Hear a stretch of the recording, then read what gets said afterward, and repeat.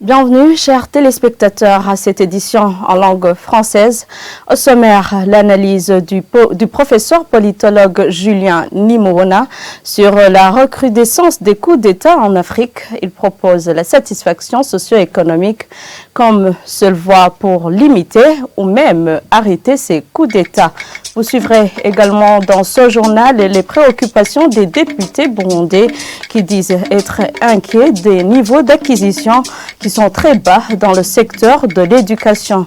Et en actualité internationale, une nouvelle tournure du procès des présumés assassins du président Thomas Sankara et de ses collaborateurs. L'un des accusés a plaidé coupable. Tout de suite, les détails.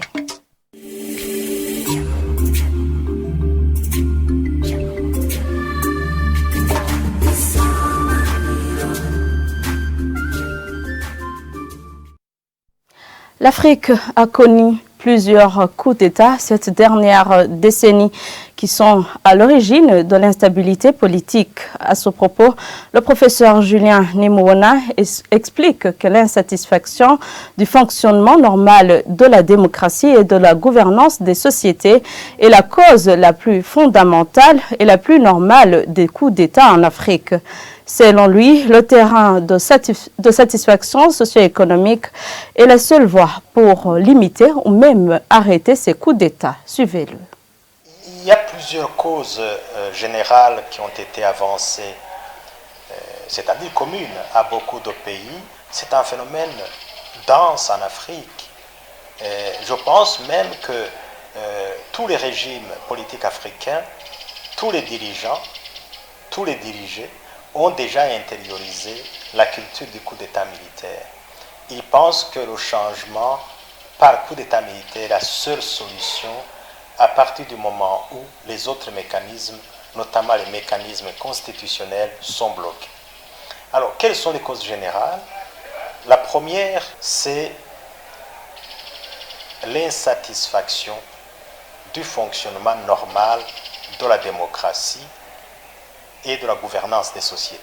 Deuxième cause, c'est quand les militaires sont au service des intérêts de puissance, donc d'États étrangers, ou au service de multinationales économiques, de grandes entreprises qui contrôlent les matières premières, les ressources économiques, la géopolitique dans tel ou tel pays. Et la troisième raison, c'est une raison organisationnelle interne à l'armée.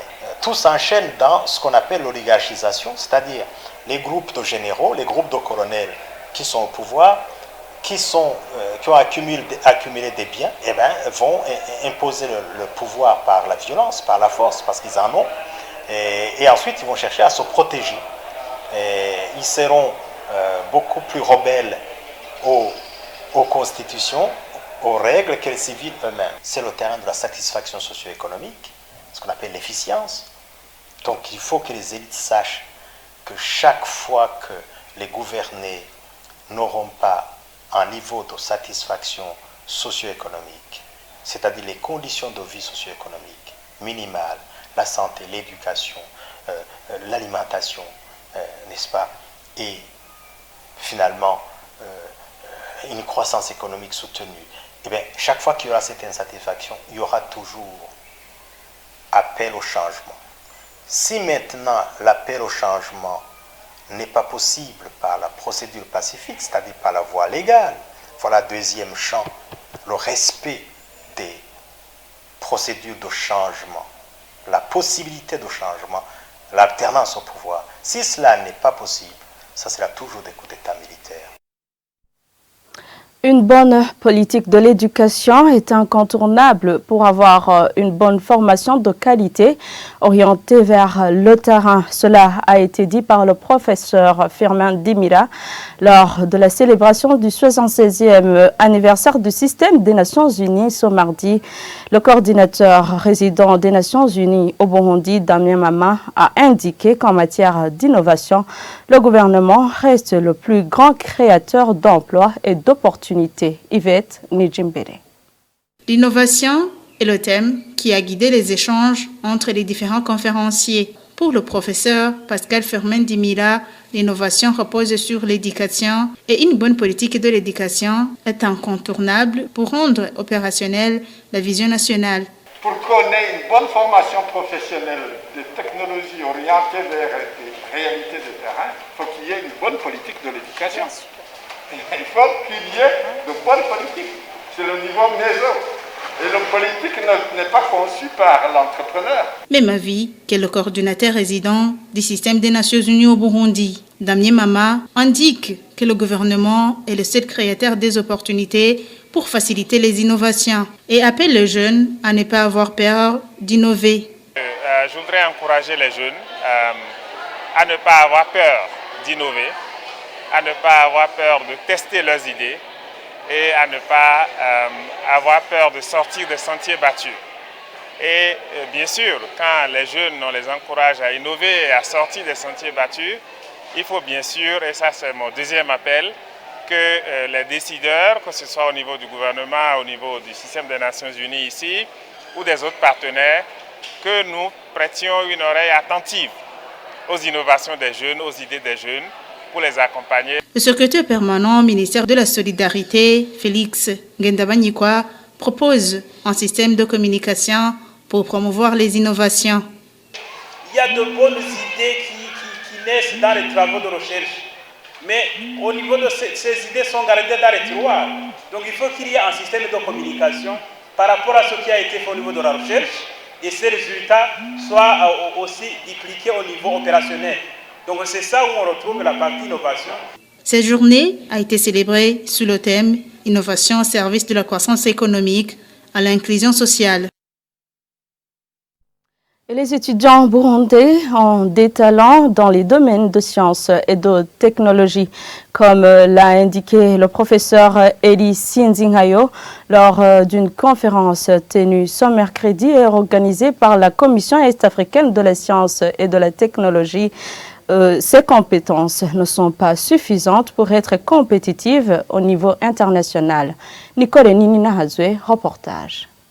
Cette conférence, organisée par la communauté est-africaine sur la science et la technologie, était une opportunité aux étudiants qui avaient représenté diverses universités et instituts burundais d'exposer leurs créations dans les domaines scientifiques et technologiques. D'après Eli Sinzingayo, professeur à l'école normale supérieure, les jeunes burundais ont de réels talents dans les domaines scientifiques et technologiques. Malheureusement, le manque de moyens matériels constitue un obstacle dans la mise en pratique de leurs compétences. Les étudiants burundais ont des talents, ont des compétences. Séculairement, c'est uniquement cette capacité de matérialiser les leçons, de les simuler. Sinon, nous avons les lauréats qui font la demande d'emploi dans la sous-région et dans cette sous-région, beaucoup sont recrutés dans des entreprises, dans des sociétés. C'est parce qu'on remarque qu'ils ont des ressources, des compétences de base pour pouvoir travailler dans les différentes régions du monde. Le secrétaire permanent du ministère ayant en charge l'enseignement supérieur encourage les étudiants burundais à redoubler d'efforts pour être beaucoup plus innovants et compétitifs. Cette conférence, organisée pour la deuxième fois dans la communauté est-africaine, qui a débuté ce mercredi 27 octobre, prendra fin le 29 octobre 2021. Je vous le disais en titre, le ministère ayant l'éducation dans ses attributions compte faire le recyclage des enseignants des centres d'enseignement des métiers via le don de 80 millions de dollars, a répondu le ministre de l'Éducation François Habyarimana dans un exposé des motifs de ce projet ce mardi sur la question de demande d'éclaircissement posée par les députés considérant l'existence des centres qui font sortir des élèves ayant des niveaux d'acquisition très bas. Omer Douayo. Lors de cette séance, les élus du peuple sont revenus sur la préoccupation des professeurs des universités qui déplorent le faible niveau des candidats étudiants à l'instar de Zeno Bigirimana. On nous a informé que les diplômés des universités n'ont pas de capacités suffisantes pour enseigner le cycle secondaire. Nous vous demandons d'organiser des séances de renforcement de leurs capacités.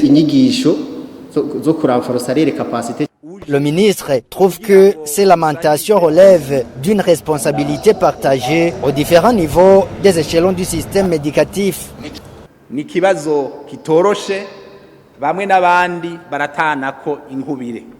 C'est un grand problème. Les professeurs d'université croient que les enseignants des établissements secondaires ne sont plus à mesure de bien former les élèves, considérant les niveaux de connaissance de ceux qui fréquentent les universités. De même, les enseignants du poste fondamental s'inquiètent des compétences des enseignants du fondamental, vu les capacités des élèves admis au poste fondamental, qui auraient formé les enseignants du secondaire. N'est-ce pas un professeur de l'université? Et pour les enseignants de la fondamentale, qui les a formés? N'est-ce pas un enseignant du poste fondamental? Nous reconnaissons ce problème et nous sommes à l'œuvre pour la solution.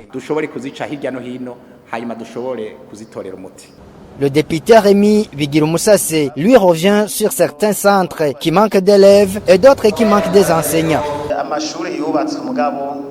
Certains des centres d'enseignement des métiers manquent d'élèves et d'autres manquent d'enseignants. Comment comptez-vous gérer cette question?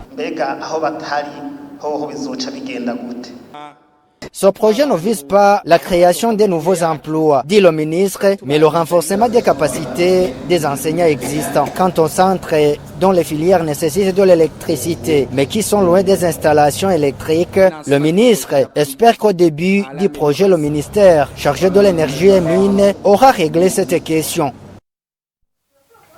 Nous nous rendons maintenant en zone Gatumba pour voir comment la précarité et la pauvreté observées dans le site Kinyinya 2 favorisent la prolifération de la débauche et la consommation des stupéfiants. Certains déplacés de ce site demandent d'être relogés ailleurs et de leur octroyer un capital pour effectuer des activités génératrices de revenus. C'est le reportage d'Armel Moutore. La mauvaise éducation des enfants et la débauche sont certains des défis qui hantent la vie sociale des déplacés du site Kinyinya 2 en zone Gatumba, comme le soulignent certains d'entre eux. Le fait que les tantes sont proches les unes des autres fait que certains maris et épouses découchent en absence de leurs conjoints qui font le travail de veilleurs ou de pêcheurs pendant la nuit. Les tantes sont exiguës et on dort parfois en famille avec nos papas et nos mamans, ce qui n'est pas commode. L'autre problème, certaines filles de mon âge tombent enceintes. Nous ne sommes pas à l'aise ici. Un enfant peut entrer dans la tente d'un voisin et peut être accusé de vol parce que la tente n'est pas fermée.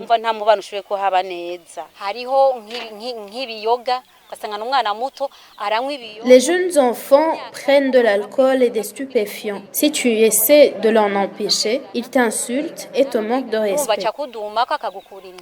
Les femmes ne respectent plus leurs maris parce qu'ici dans ce site, il y a des hommes qui leur donnent des petits cadeaux ici et là. Elles deviennent matérialistes. Ces déplacés demandent d'être relogés dans des abris décents, leur permettant de retrouver leur dignité. J'implore les autorités du pays de voir comment nous faire quitter cet endroit et nous conduire là où nous pouvons retrouver notre dignité et notre tranquillité. L'octroi d'un capital pour exercer des activités génératrices de revenus est ce que demandent également ces déplacés du site Kinyinya 2. Selon eux, cela diminuerait les mauvais comportements observés dans ce site.